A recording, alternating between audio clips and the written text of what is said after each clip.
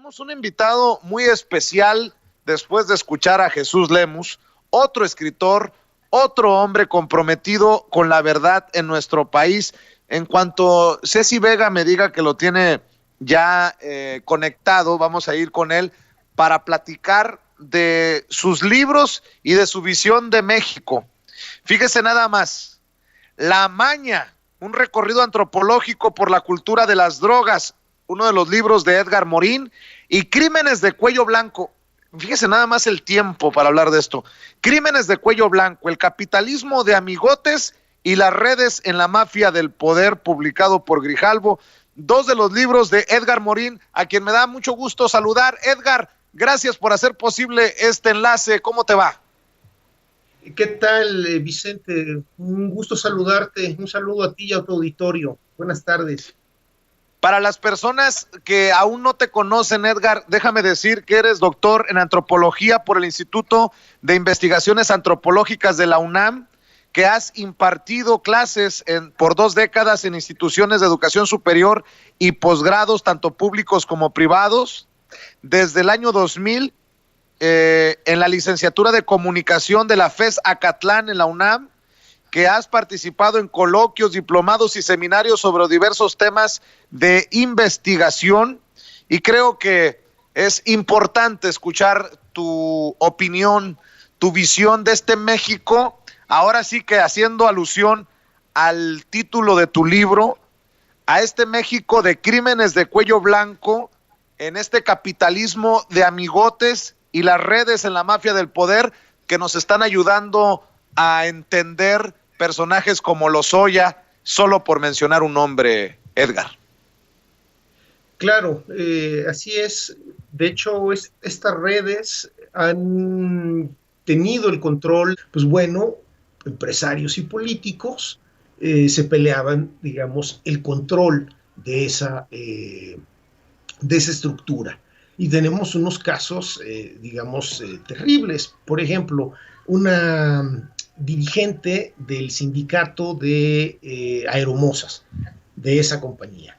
Bueno, sale de pleito porque pues la acusan de malos manejos, de vender el movimiento al entonces secretario del Trabajo, Javier Lozano, que prácticamente los amenaza con correrlos, ¿no? Con quedarse sin trabajo. Y bueno, después de que le acusan de vender el movimiento, sale de ahí y luego reaparece tiempo después como senadora suplente de Luisa María Calderón, conocida entre sus familiares como Cocoa. Entonces, la senadora suplente es esta exdirigente sindical, ¿no?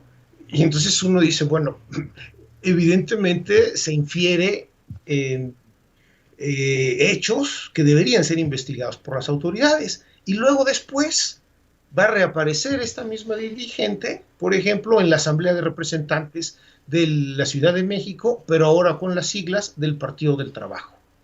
Entonces, eso es un poco de lo que van los crímenes de cuello blanco y pues lo que estaríamos viendo, digamos, en México cuando sale el libro, cuando se hace toda la investigación.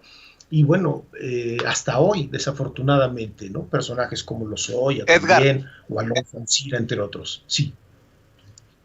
Haciendo referencia a una frase que usa mucho Gerardo Fernández Noroña del Partido del Trabajo, me tiro por la ventana cuando escucho a muchos tratando de desestimar la lucha contra la corrupción del gobierno del presidente Andrés Manuel López Obrador, diciendo, ya no hablen del pasado, eso fue hace mucho. ¿Qué te pasa a ti por la mente con lo que tú expones en tu libro y lo que sabes, con lo que has investigado, cuando se dan esos pretextos o esas explicaciones? Eso fue hace mucho, y se la escuché en una mañanera a Jorge Ramos, el periodista conductor de noticieros de Univisión en Estados Unidos, señalado como uno de los más grandes periodistas, que dijo, sí, señor presidente, pero eso fue hace mucho, como si fuera hace mucho las matanzas, los desaparecidos de Calderón, las tranzas de Salinas, el Fobaproa de Cedillo, y etcétera, etcétera, etcétera, Edgar. Pues digamos que sí, hay algunos analistas, periodistas o comentócratas que piensan en este sentido de que hay que ver hacia el presente y hacia el futuro. Y bueno, no es que esté mal. El asunto en los casos del cuello blanco, en este tipo de delitos y de la corrupción y del saqueo a la nación, creo que debe ser investigado porque el Estado tiene varias opciones para hacerlo, es decir, no solo hay una persecución penal, hay también sanciones administrativas o está la vía civil. El Estado tiene esas herramientas y lo debe hacer. ¿Por qué lo debe hacer? Bueno, pues por sentido común hay que tratar de recuperar la mayor cantidad posible de dinero. Esto es posible, ¿no? Porque en distintos casos de corrupción y de delitos de cuello blanco, hay manera de sancionar a algunos funcionarios. Obviamente no a todos, pero por eso es también muy importante hacer estas investigaciones. Es decir, por un lado, sí hay posibilidad de recuperar una parte del dinero. Si pensamos, digamos, en todo lo que se estima, o lo que estimaba el fiscal general de la República, que era alrededor de 21,000 millones de pesos, bueno, claro que vale la pena ver hacia el pasado, investigarlo y establecer los procesos que correspondan. ¿Para qué? Pues bueno, en principio para recuperar ese dinero y hacer justicia. Porque, insisto, pues es una grosería que se hayan robado literalmente vía peculado, vía desvío de recursos, empresas fachadas, es decir, actividades delictivas con patrones incluso muy bien pensados, y que esos recursos pues, no lleguen a donde se necesitan, educación y salud, ¿no? Y que ahora, digamos, en México pues, estamos padeciendo justamente esos saqueos que, bueno, son históricos. Entonces hay que ver lo que jurídicamente se pueda hacer y hasta dónde se puede llegar, ¿no? Al margen de cuestiones políticas, ¿no? Porque además esto requiere, me parece, de trabajo muy técnico, ¿no? Es decir, Claro. jurídico, pero también de una serie de especialistas que conviertan todos estos hechos, que son muy difíciles de probar jurídicamente, en procesos judiciales. Porque no es, digamos, esta idea de que alguien se mete a robar en la noche un documento y falsifica. Estamos hablando de una red de funcionarios públicos, estamos hablando de proveedores privados, estamos hablando de despachos, ¿no? Es decir, redes. Déjame preguntarte, Edgar, déjame preguntarte. Sí, perdón, déjame preguntarte. Entonces, ¿cómo tú ves la lucha contra la corrupción, que es el estandarte más importante de la Cuarta Transformación? ¿Cómo entiendes esta lucha contra la corrupción de la que habla todos los días el presidente Andrés Manuel López Obrador? Digamos que está muy bien que lo hable, es muy positivo para el propio país que ese sea, digamos, un estandarte. El asunto es que tiene que ser algo organizado y sistematizado, y pues las evidencias lo que arrojan pues es que no le están dando toda la información que se debe. Si eso, para poner un ejemplo de eso, pensemos en el asunto de los fideicomisos. Es decir, evidentemente ya hay mucho dinero, pero pues eso se tiene que fiscalizar. ¿Por qué? Pues porque hay una serie de leyes alrededor de muchos de ellos que traen complicaciones, digamos, muy prácticas de borrarlas mediante un plumazo. Entonces, si hubiese tenido una buena información al respecto, por ejemplo, de eso, pues entonces a lo mejor hubieran hecho algo contra ciertos fideicomisos que la ley les da un margen de maniobra para hacer. Y entonces se evitan una serie de enemigos gratuitos, algo que está pasando más o menos también con el caso de Nexos, ¿no? Es decir, ¿por qué persiguen y multan a alguien por 1,000,000 de pesos cuando tienen 21,000 millones de pesos, según Gertz, que desaparecieron en la estafa maestra? ¿Me explico? Es decir, pues busca entonces a los que tengan mucho dinero y haz un proceso, porque de lo contrario parece incluso en estos problemas internos, pues que le dan cuerda, digamos, a todos sus adversarios políticos, ¿no? O sea, ellos mismos les están dando batería. Entonces creo en ese sentido, pues que un problema tiene que ver con que se necesita organización y sistematización. Y eso implica también pues ir por estas redes que siguen incrustadas, digamos, en posiciones clave del Estado. Y por el otro lado, bueno, seguir combatiendo por lo menos los 8 mercados criminales que existen y que pues son una fuente de problemas, ¿no? Ya sea de violencia o de fuga de capitales, de impuestos, contrabando, etcétera, ¿no? Y eso me parece que es algo que todavía no se está viendo con claridad, ¿no?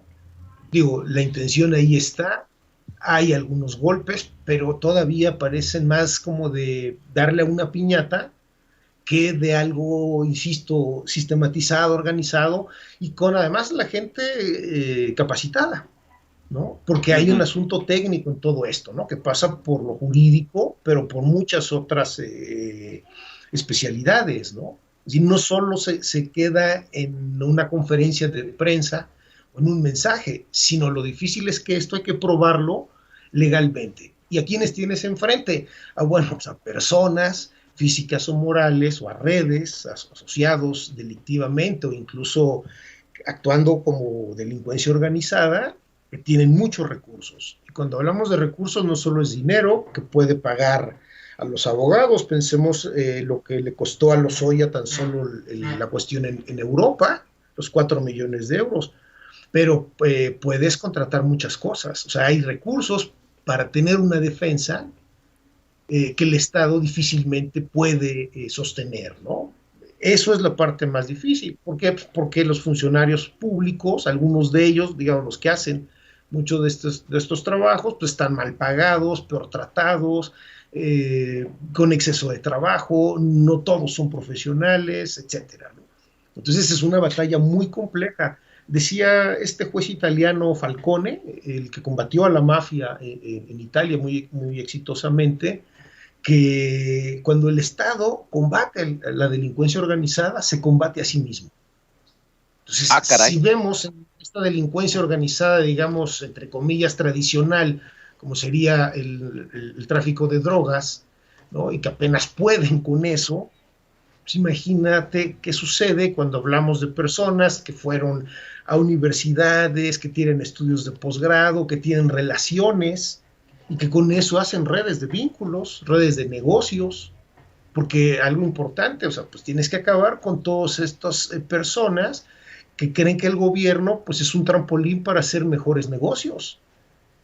O sea, ahí se puede combatir la corrupción, ¿no? Y en cosas como, ¿por qué quienes son o se autoasumen de izquierda comunistas acumulan casas? Digo, aunque con mucha mala leche conviertan una colonia popular en una residencia, pero pues a fin de cuentas, qué necesidad, como dice la canción, ¿no? ¿Comunistas? Pues, o sea, esta herencia de izquierda, ojo, la palabra comunista, por supuesto, entre comillas, no tiene nada que ver con la propaganda y estas asociaciones que hacen distintos grupos de derecha y ultraderecha, ¿no? Entre comillas, por supuesto. Doctor, ¿por qué no te invito en otra ocasión para que hablemos de tu otro libro, La Maña? Porque estoy seguro que uno va de la mano del otro. No puede haber maña sin esta red de la mafia del poder de la que hemos estado hablando en estos últimos minutos. Y si te parece, pues te invito, ya sea la próxima semana cuando lo puedas agendar, para darle a ese otro tema, el otro lado de la corrupción, que es el del crimen organizado, bueno, o el del crimen de abajo, porque también el de cuello blanco es organizado. ¿Sí te parece, Edgar?